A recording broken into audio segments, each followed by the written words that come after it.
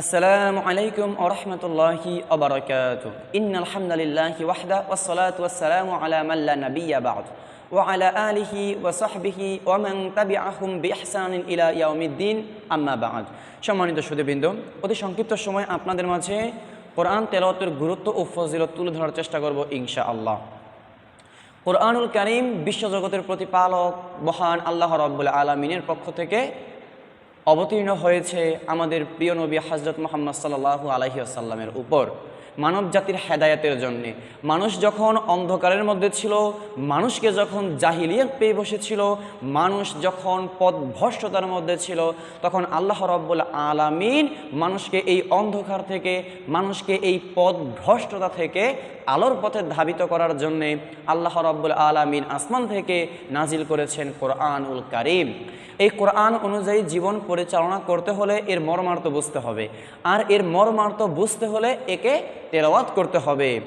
স্বয়ং আল্লাহ রাব্বুল আলামিন তার প্রিয় রাসূল সাল্লাল্লাহু আলাইহি ওয়াসাল্লামকে নির্দেশ দিয়েছেন, উতলু মা উহিয়া ইলাইকা মিনাল কিতাব, হে নবী, আপনার প্রতি যা ওহী করা হয়েছে আপনি তা তেলাওয়াত করুন। এই কোরআন তেলাওয়াতের অনেক ফজিলত রয়েছে। রাসূল সাল্লাল্লাহু আলাইহি ওয়াসাল্লাম বলছেন, আফদলুল ইবাদাতি কিরাআতুল কোরআন, সর্বোত্তম নফল ইবাদত হচ্ছে কোরআন তেলাওয়াত করা। যত নফল ইবাদত রয়েছে, নফল আপনার সালাত রয়েছে, নফল রোজা রয়েছে, এই যে যত নফল ইবাদত রয়েছে, সকল নফল ইবাদতের মধ্যে অন্যতম শ্রেষ্ঠ ইবাদত হচ্ছে কোরআন তেলাওয়াত করা। আল্লাহ রাব্বুল আলামিন পবিত্র কোরআনুল কারীমের মধ্যে বলছেন, ফাকরাউ মা তায়াসসারু মিনাল কোরআন, কোরআন হতে যা সহজ, কোরআন হতে যা সহজ তাই তোমরা তেলাওয়াত করো। কোরআনের যেই সূরাটা, কোরআনের যেই আয়াতটা আপনার আমার কাছে সহজ লাগে, যেটা পড়তে আমাদের কাছে বোধগম্য হয়, সহজ মনে হয়, সেটাই আমরা তেলাওয়াত করব। তাহলে কি হবে?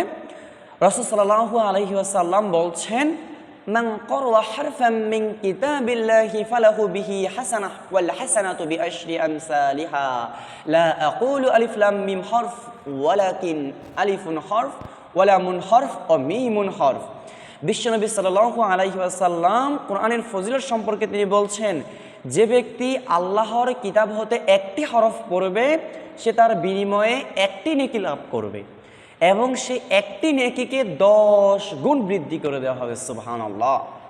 বিশ্বনবী সাল্লাল্লাহু আলাইহি ওয়াসাল্লাম বলছেন, লা আকুলু আলিফ লাম মিম হরফ, বিশ্বনবী বলছেন, আমি বলছি না যে আলিফ লাম মিম একটি হরফ, বরং আলিফ একটি হরফ, লাম একটি হরফ, মিম একটি হরফ। তাহলে 3টি হরফ হলো। তাহলে একটি হরফ পড়লে 10টি নেকি হয়। তাহলে আলিফ লাম মিম এই 3টি হরফ পড়লে 30টি নেকি। সুবহানাল্লাহ। তার মানে এই পবিত্র কোরআনুল কারীম থেকে আপনি একটি হরফ পড়লে আপনি 10টি নেকি, কিংবা আল্লাহ তাআলা এর চেয়ে আরো বহু গুণে তিনি বাড়িয়ে দিবেন ইনশাআল্লাহ।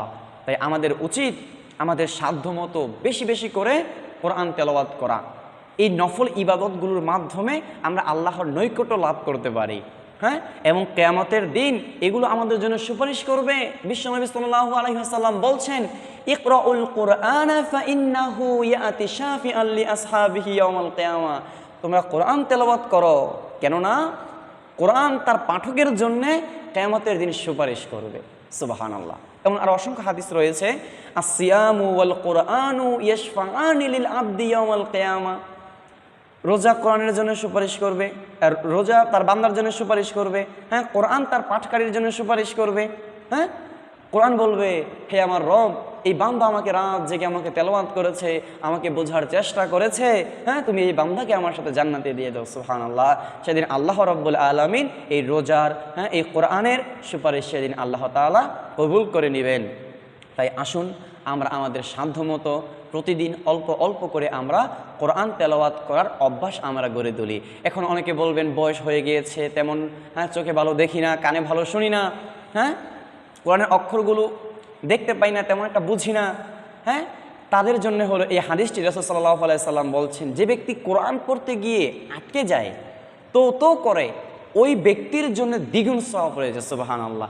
যে ব্যক্তি কোরআন পড়তে পারে তার জন্য 10টি নেকি এক প্রতি হরফে, আর যে ব্যক্তি আপনার কষ্ট করছে, সে পড়তে পারে না, সে শেখার চেষ্টা করছে, এই যে তো করছে, আটকে যাচ্ছে, ওই ব্যক্তির জন্য রয়েছে দ্বিগুণ সওয়াব। সুবহানাল্লাহ। তাহলে কেন আমরা এত বিশাল নেকি থেকে আমরা বঞ্চিত থাকব? তাই আসুন আমরা আমাদের সাধ্যমতো প্রতিদিন অল্প অল্প করে আমরা কোরআন তেলাওয়াতের অভ্যাস গড়ে তুলি এবং আমাদের আমলের খাতাটা আমরা অফুরন্ত নেকি দিয়ে আমরা ভরপুর করে নেই। আল্লাহ রাব্বুল আলামিন তুমি আমাদের সবাইকে কোরআন তেলাওয়াত করার, কোরআন শিখার, কোরআন বোঝার তৌফিক দান করো। আমিন।